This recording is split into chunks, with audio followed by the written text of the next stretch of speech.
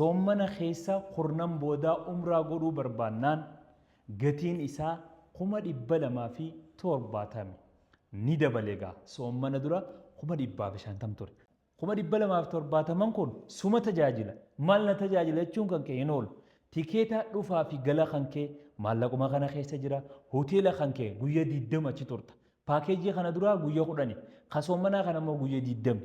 soomana 16 asirraa baateeti soomana shawaala 4 asitti deebita guyyaa 20 achi turta saniifuu maallaqni kun suma tajaajila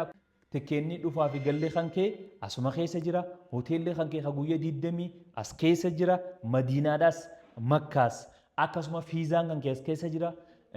baasa makkaa fi madiinaa jidduutti deddeebitu akkasuma bakka ziyaaraalee garagaraatti deebitu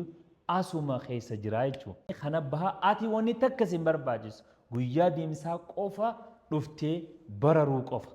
eegas booda waan nyaataa qofa fudhattee deemta. soomana addunyaan guutuu wanti deebituuf jecha tikeenni ni qaalaa fiizaan ni qaalaa hoteelli ni qaalaa wanni hundi ni dabala sababa sana jecha gatiin 270 dhaqe ammas namoonni hedduun soomana dhaqu barbaadu maaliif namni soomana keessa umraa godhe akka nama hajjii godhe sohaba hajjii qabu waan kana ta'eef jecha namoonni hedduun soomana keessa dhaqu barbaadu kanaaf gatiin dabala hoteelinis fiizaanis hundinuu saniifuu namoonni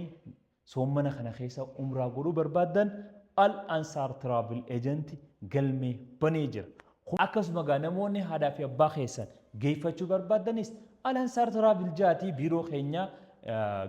biiroo keenya biftu mool fooqii takkaffaa gubbaa fidaa galmeessaa nukkannaa nuti bakka isinii buunee akka ilmootti haadhaa fi abbaa keessan isinii fuunee umraa isinii goosisnee ziyaaraalee garagaraa isinii goosisnee akkasuma finnee biyyatti isinii deebisnee akkasin nukkanetan nurraa qeebaltanii jechuudha. Malee nama biraa fiddanii nama jala keessanii nama sirraa tikeeta murtanii wacii gootanii umraa goosisaa fidu jettanii nama jala kaa'uu isin hin barbaachisu. Dhaabbanni Al-Ansar Travel kana ummata keenyarraa salphisuudhaaf ummata keenya umraa goosisee sawaaballee dalagatee achumaan dhugaa biizinesi dalagaadhaa dalagachuudhaaf kan hundaa'e jechuudha. Saniifuu namoonni haadhaa fi abbaa keessan umraa goosifachuu barbaadan 270 qofaa fi paaspoortii fidaa